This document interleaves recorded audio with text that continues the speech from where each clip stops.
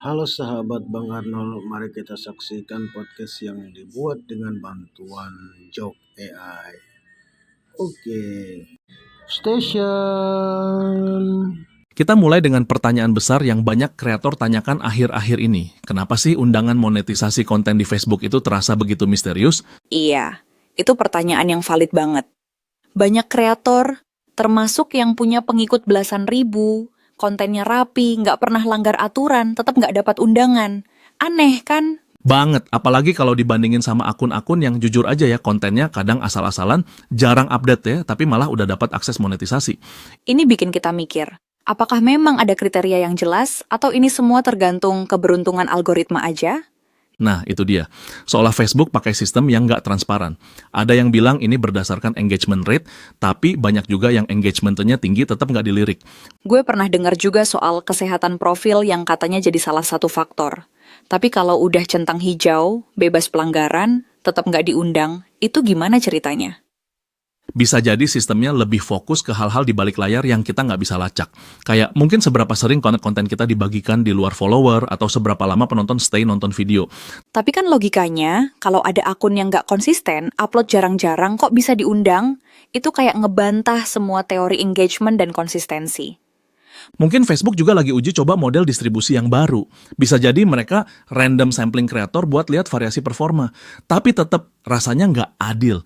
Iya, harusnya ada transparansi. Minimal kayak, hey akun kamu belum dapat undangan karena A, B, C. Jadi nggak ngawang-ngawang gitu loh. Betul. Nggak semua orang bisa tebak-tebakan terus. Padahal kita ini udah berinvestasi waktu, tenaga, dan kadang biaya buat bikin konten yang layak dan berkualitas. Yang bikin frustrasi itu kadang kreator merasa kayak di-ghosting. Udah bagus semua, tapi nggak ada sinyal, nggak ada notifikasi, bahkan nggak tahu harus nanya kemana. Facebook juga nggak kasih semacam dashboard status monetisasi yang bisa kita cek secara rinci kan? Iya, kalau ada semacam progress bar atau indikator transparan gitu, mungkin orang nggak akan terlalu kecewa.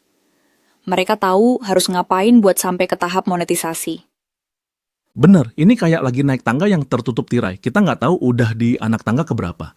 Naik terus atau sebenarnya jalan di tempat.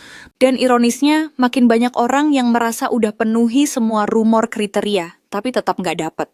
Jadi pertanyaannya, apakah Facebook sendiri tahu pasti apa yang mereka cari dari kreator yang mau dimonetisasi? Atau mereka justru masih eksperimen. Tapi kalau eksperimen, harusnya mereka transparan juga. Komunikasi itu penting banget. Ada juga yang bilang faktor lokasi bisa berpengaruh, tapi itu juga belum ada kepastian. Apakah akun dari negara tertentu punya prioritas? Bisa jadi. Tapi rasanya agak aneh. Soalnya banyak juga akun dari wilayah yang sama dengan statistik mirip, nasibnya beda. Satu hal lagi, kadang kita lihat kreator yang repost konten orang lain aja bisa dapat undangan. Padahal dari sisi orisinalitas itu problematik. Nah itu, masa kita yang benar-benar bikin konten original, edit sendiri, mikir konsep sendiri, malah nggak dihargai. Ini bikin moral kreator bisa turun, karena mereka jadi mikir, ngapain serius, toh nggak ada jaminan dihargai. Dan lebih parahnya, bisa memicu praktik-praktik instan yang nggak sehat, kayak beli engagement atau repost demi views cepat. Yang rugi justru platformnya sendiri. Kalau kreator-kreator berkualitas mundur, feed isinya bisa makin nggak bermutu. Iya, harusnya Facebook lebih apresiatif terhadap kreator yang konsisten, punya audiens loyal, dan jelas kontribusinya ke ekosistem. Kalau mau mengembangkan ekosistem yang sehat, ya hargai juga mereka yang membangunnya dari nol secara organik. Dan kalaupun nggak bisa undang semua kreator langsung, setidaknya edukasi publik soal prosesnya. Kasih semacam creator roadmap gitu. Itu keren tuh.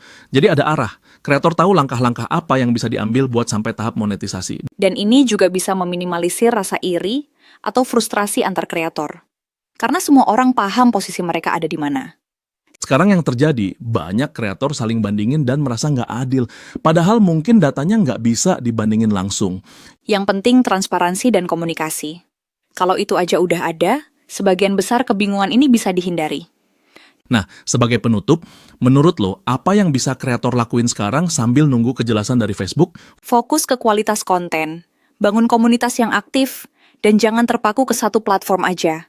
Diversifikasi itu penting. Setuju, jangan sampai algoritma satu platform bikin kita kehilangan semangat. Kreator sejati tahu bahwa nilai kontennya nggak ditentukan satu undangan. Dan mungkin pertanyaan sebenarnya bukan cuma kenapa belum dapat undangan, tapi juga platform seperti apa yang layak kita andalkan jangka panjang. Pertanyaan yang bagus, dan mungkin itu yang harus kita semua renungkan mulai sekarang. Terima kasih sudah menonton podcast ini. Dan jangan lupa memberikan saran, kritik, dan masukan yang positif. Oke, dadah. Sampai jumpa lagi.